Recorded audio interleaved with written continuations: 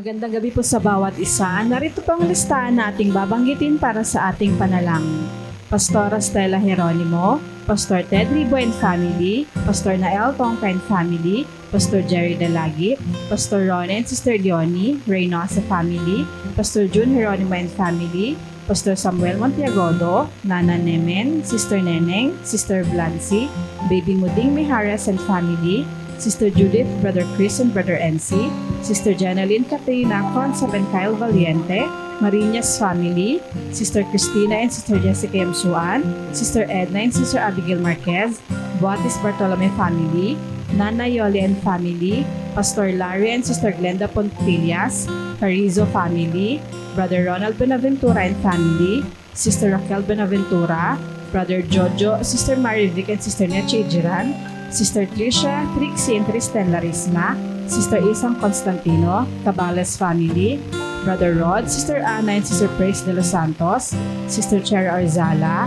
Sister Orfa, Sister Sharon, Sister Nympha, Sister Christine and Brother Michael de la Cruz, Sister Yoli Pantig, Sister Meli Montaño, Brother Jeffrey Carrizo, Sister Feli Dizon, Sister Caroline Bacohan and Sister Nancy, Maulawen Family, Brother Marvin Lau, Sister May Santos, Sister Pina Montiagodo, Sister Edel Castro, Brother Reynaldo Rodriguez, Sister Joy Acosta and Sister Elodora Medina, Nanay Ninalo Lopez, Brother Julius Pantigan Family, Sister Fen MJ Danganan, Brother Dixon Paras, Brother Richard and Brother Scott Michael Wayan, Brother Gerald Handa and Family, Sister Sarah Licardo, Brother Brian Bernardo, Sister Cam Saito, Sabala Family, Sister Nihal Abdul Rauf and Brother Alexander Mamao, Sister Cecilia de Sahagun, Brother Delio Larin, Sister Liway Apa and Family, Brother Francisco Fabiliar, Brother Sam Benisano,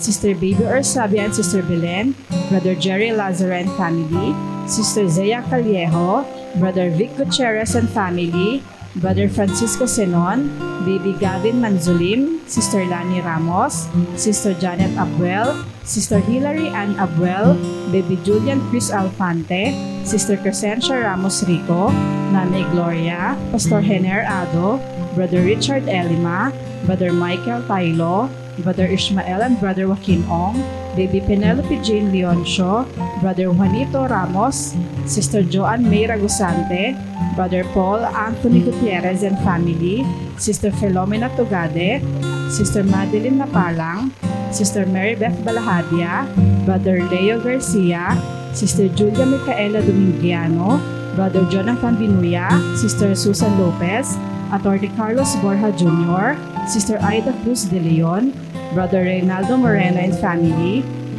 Brother Nelson and Sister Vivian Pabigayan, Sister Julieta Gutierrez, Sister Aida Quiazon, Brother Brian de la Cruz, Sister Mercy de la Cruz, Brother Edgar Ventura, Sister Maria Sebastian, Mr. and Mrs. Jed and Danny Vedayo, Sister Lizelle Bangayan, Sister Melvin Paliago, Brother Renz Louis Abangan, Sister Vanessa Abingosa, Brother William Valencia Jr., Brother Ramon Rodriguez, Brother Fitzmark Nevado, Sister Sandra and Brother Luisito Perez Sr., Sister Eunice Pangan and Family. Magandang gabi po sa inyo, mga minamahal kong mga kapatid. Sa inyo, mga kapatid ko sa Iglesia ng Piel, at gayon din po sa inyo, sa mga kapatid ko sa Iglesia ng Pasuntamo. At sa lahat po na nakikibahagi sa gawaing ito. Ngayon pong gabi, magpapatuloy po tayo sa ating panalanginan. At una sa lahat, magbabahagi po ako sa inyo ng salita ng Panginoon. Ito po ay mababasa natin sa Kawikaan, chapter 15, sa verse 30. Ganito po ang sinasabi, ang masayang puso ay nagpapasaya ng mukha. Ngunit, sa kapanglawan ng puso ay nababagabag ang diwa. Kaya nga po, ang paksa natin ngayon ay paano tayo magkakaroon ng masayang puso? Paano nga ba? Sa panahong ito ay maraming pagsubok sa buhay. Pagsubok natin sa buhay, sa kahirapan. Pagsubok natin sa mga iba't ibang karamdaman. At tayo po ay may pagsubok sa iba't ibang mga kalungkutan sa buhay. Ibig sabihin ay may kapanglawan sa ating puso. Sa panong ito, yun po ang aming naramdaman. Pero paano tayo magkakaroon ng masayang puso? Ito po ay ibinigay ng Panginoon dito po sa mga awit sa 1:15-11. 1 chapter 15 sa verse 11. Ganito po ang sinasabi. Ang mga bagay na ito ay sinalita ko sa inyo upang ang aking kagalakan ay mapat sa inyo at upang ang inyong kagalakan ay malubos. So pwede po tayong magkaroon ng masayang puso sa kabila ng mga kalungkot at kapanglawan. Ibinigay po ng Panginoon ang kanyang mga salita. Kaya nga sabi, mga bagay na ito ay sinalita ko sa inyo upang magkaroon kayo ng kagalakan sa akin. Sa kanya po natin hanapin ang kagalakan. At ang kagalakan na ibinibigay ng Panginoon lubos upang ang inyong kagalakan ay malubos. Kaya pwede po tayong magkaroon ng masayang puso sa pamamagitan ng salita ng Diyos na ipinagkaloob sa atin, sapagkat ang kanyang salita makapangyarihan magpakailanman. Kaya nga, ulitin ko, sabi ng Panginoon, ang mga bagay na ito ay sinalita ko sa inyo upang magkaroon kayo sa akin ng kagalakan. At ang inyong kagalakan ay malubos. So bakit kailangan nating magkaroon ng kagalakan o masayang puso? Bakit gusto ng Panginoon na tayo ay mayroong masayang puso? Sabi po rito sa Kawikaan 17:22, ang masayang puso ay mabuting kagamutan, ngunit ang bagbag na diwa ay tumutuyo ng buto. Yun po pala ang kahalagahan ng mayroong masayang puso. Sabi po rito ni Haring Solomon, ang masayang puso ay mabuting kagamutan. Ibig sabihin, yung kasiyahan ng puso ay nagagamot ang lahat ng ating mga karamdaman. Kaya nga, may kapangyarihan po itong sinabing ang masayang puso ay mabuting kagamutan. Magagamot ng masayang puso sa pamamagitan ng kanyang mga sinasabing salita. Ang masayang puso ay mabuting kagamutan. Ang bagbag na diwa ay tumutuyo ng buto. Kaya nga po mga kapatid, napakapanganib na tayo'y may kalungkutan. May panganib kung tayo'y nababagabag. At ang nais ng Panginoon, magkaroon tayo ng masayang puso. At ang masayang puso ay nagpapasaya sa ating mga mukha. Nakikita ng mga tao kung ano ang presensya na nasa ating puso. At kung tayo may banal na salita, ang Panginoon mismo ang may sabi, ang mga bagay na ito ay sinalita ko sa inyo upang magkaroon kayo sa akin ng kagalakan. Sa Kanya po manggagaling ang kagalakan. At ang kagalakan na ibinibigay po ng Panginoon ay lubos. Kaya nga po, ang napakahalagang salita ay kailangan natin sa araw-araw ng ating buhay. Hindi lang natin binabasa.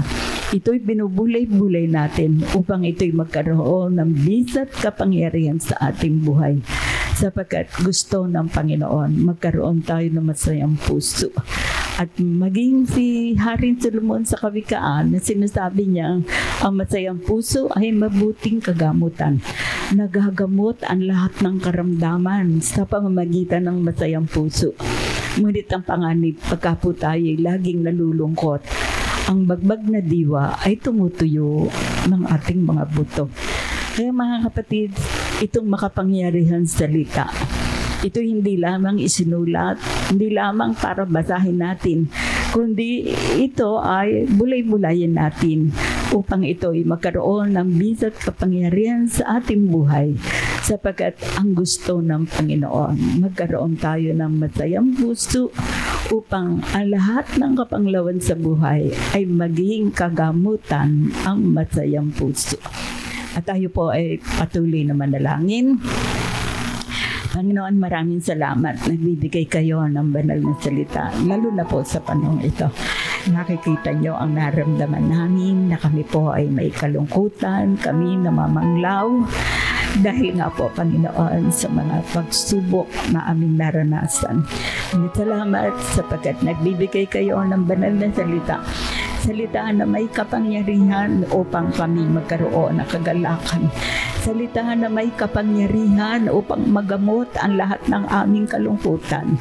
Kaya nga po, Ama, umaasa nga po ako, hindi lang sa akin ninyo ibinigay ito, kundi sa aming magkakapatid sa Panginoon. Halain niyo ang mga salitang ito at ang pangailangan ng mga kapatid sa Iglesia ng Piel. Sila'y abutin niyo tulungan. Sila'y bigyan niyo ng biyaya na laging panghawakan ang mga pangakong ito. Ang masayang puso ay nagpapasaya ng mga mukha.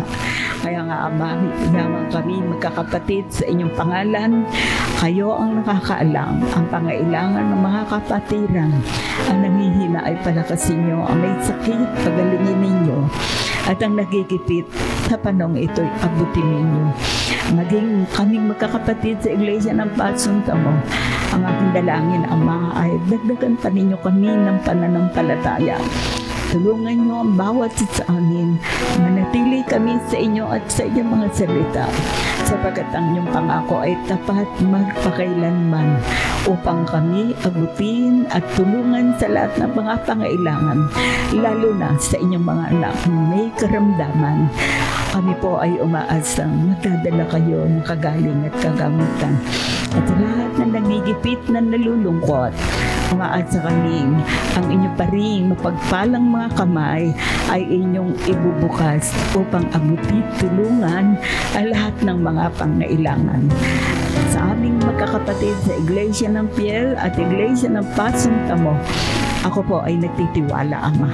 Ang mga salitang ito ay binigyan niyo ng kapangyarihan. Ipinagkaloob niyo po sa bawat isa sa amin upang kami magkaroon lagi ng kagalakang nanggagaling sa inyo. Ito po ay hinihingi ko po at pinagpapasalamat sa pangalan ni Jesus. Amen.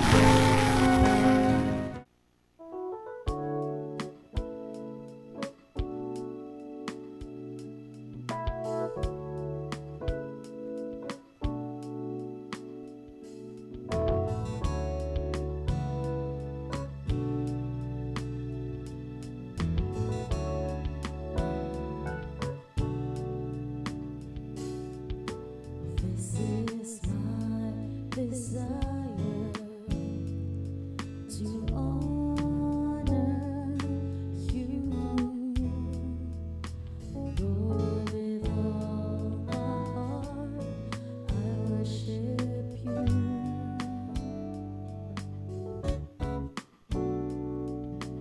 All that's within me, I give you praise. All that I adore.